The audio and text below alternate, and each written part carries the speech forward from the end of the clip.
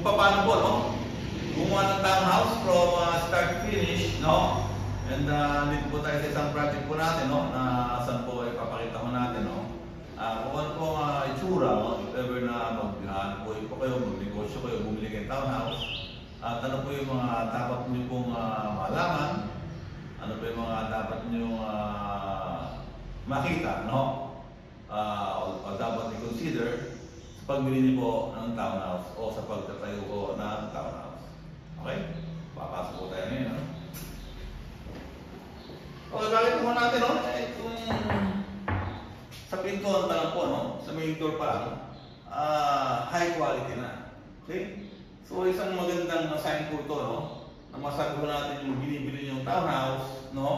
O yung ibinibenta yung townhouse ay may quality, no? Dahil kung nag-invest siya sa pintuan, sigurado invest din mo siya sa buong kabuuan ng bahay. Okay? Sige, patingin. Stop mo na. And now, good morning, no? Ako po si Butch Cosme, no? At ako po yung owner, no? Ng BA Cosme Land Developer. And nandito po tayo ngayon, no? Para po ituro sa inyo, no? From start to finish ng paggawa po or business ng townhouses. Okay? So sa ngayon po, magmula po sa hukay, no? Hanggang sa matapos po yung isa pong townhouse po natin. Kasama po rito kung ano po yung dapat po natin i-consider, no? Bago po tayo bumili ng property, ituturo ko rin sa inyo, no? So, pati po yung mga pagkuha po ng mga licenses, permits, and especially po, no? Kung gusto nyo yung negosyo po, no? Magkano po yung kinikita ho namin, no? Sa paggawa, no? At sa pagbenta ng townhouse. Okay? So, ituturo ko ito step by step, no? Medyo marami yung vlog ito, mabahaba ito. Pero it's worth it po, no? Na panoorin nyo ito. Kasi kung meron po kayong plano, no? Na mag-business, ng paggawa po ng mga building, townhouses, o mga bahay, no? Lahat po, no? Maalalaman nyo sa vlog ko kung ano po ang dapat nyo malaman, kung magkano po yung kailangan nyo ihanda, kung magkano po yung magagastos, at paano magpresyo, no? Kung paano magbigay ng tamang price, no? Semi-price, para ang inyong property o townhouse ay masabi natin reasonably priced, no? At the same time, no? Dapat nyo malaman kung magkano na po talaga yung dapat na bilihan, no? Ay po sa mga sasabi natin market price po ngayon. Okay? So let's start po lang dito tayo sa isang townhouse na ginawa ko natin, no? Ipapakita ko sa inyo kung ano po tinatawag na townhouse, no? Dito po tayo ngayon sa Sampaloc, Manila. And of course, nga po, start na po tayo. Okay? So, una-una natin tinitingnan sa sa pagbili o paggawa ng townhouse, no? Yung pong sinasabi po nating pasar, no? Sa ngayon, ito na po yung ating main door, no? Pakita ko natin. Solid wood, no? Yung ginamit po dito, no? So, ito po, isang indication, no? Kung meron ko yung ibenta ng townhouse, no? Masabi ko natin high quality, no? Yung ginamit po ng mga materials, no? Dahil sa equal sa pintuan, makita ko natin, expand na po tayo, no? Kasi dahil tayo gumamit ng mukha pinto, parang elegante, pero dito sa makita ko natin, no? Very elegant and hard po, no? Ito ginamit na pintuan. Okay? So, tignan natin sa parang brawa at panty to, no? Okay? So, papasok pa tayo.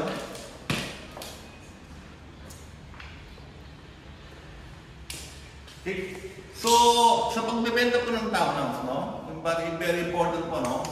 Para hindi ko bubuksan lahat ng ilaw. Okay? Sa ngayon po, babalik ko tayo sa labas dahil nakapatay po ang breaker. Okay? Ang main breaker po, ito bubuksan natin. Okay? Bakit pinapatay ang main breaker? Kasi po, very important po, no? Pag wala po pong nakatira, nakaswitch po yan, para iwasan natin yung mga sabi ng sunog, no? Dahil maaari po na wala pong nakatira, bigla pong bumagyo, no? At hindi natin masama, except baka mamaya bigla mong may matanggal na yero, bubong, magkaroon po ng flooding, no? Sa loob po ng townhouse, maaaring magkaroon po ng short circuit and magkakasunog, no? So kahit sa mga bahay nyo, no? Wala nang gano'n yung refrigerator nyo, at tayo sa blow, i-out nyo yung main breaker. Okay? So i-on natin yung main breaker. Yun! Okay?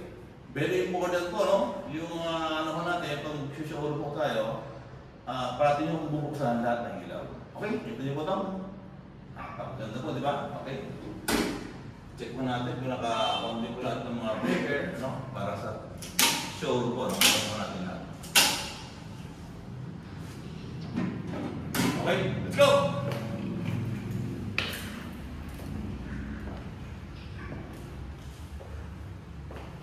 Okay. So, makita ko natin, no? Ang modern design po ito. So, very important po sa pag-gawa ng townhouse. Kailangan mag-spend po tayo, no? Of course, money for the interior. Okay? So, kailangan mag-hire ng architect na may experience pag-interior or mag-hire po ng interior designer, no? Separately. Those architect, kung wala pong gano'ng knowledge, no, skill, yung pong architect na mabuha para sa interior ng townhouse. Okay? Pero normally, no, tumatang po mga architect sa kanilang pong pag-aaral, no, meron silang knowledge, no, dahil sa kanilang course, no, kasama po rin yung mga interior.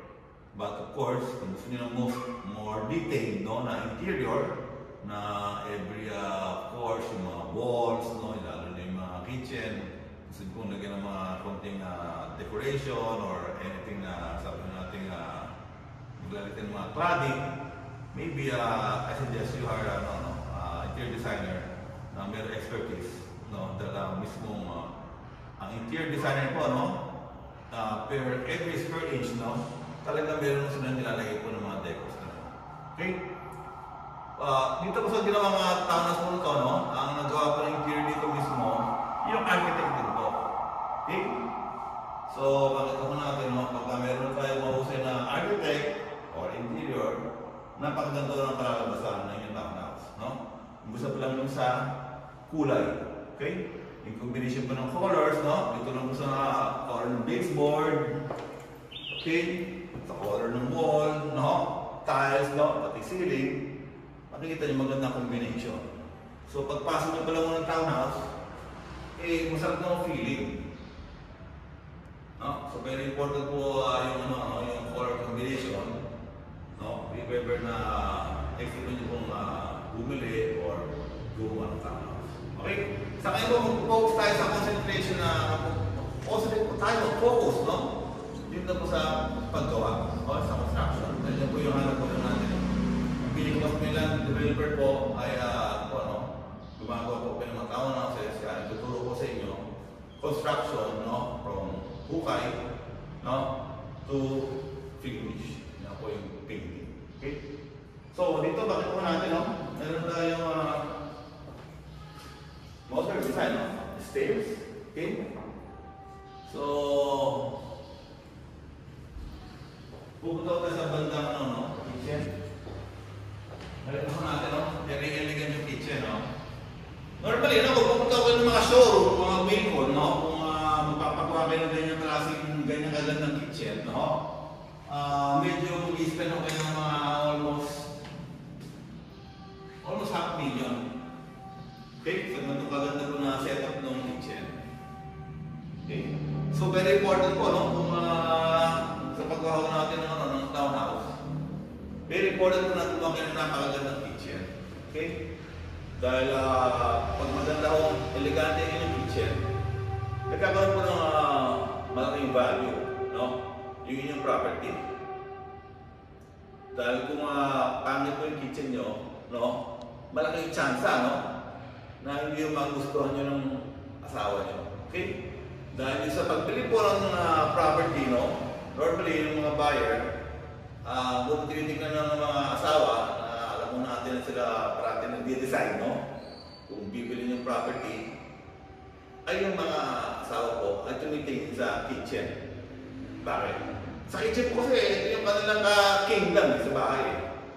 Madalas sila nagluluto, nag-prepare ng course, breakfast, dinner, merienda. And then, yes, ito po yung kanilang parang playground sa bahay. So, kung maganda elegante yung kitchen, no, napakalaking chances, no, na yung buyer niyo po, kanilang bumisis, magustuhan po yung inyong binibentang townhouse. Okay?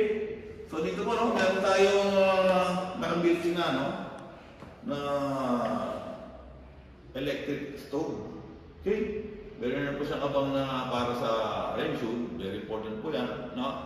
Dahil kung wala ko ng range, pag magluluto sila, malaking chance ng mga amoy, no? Yung bahay, no? So,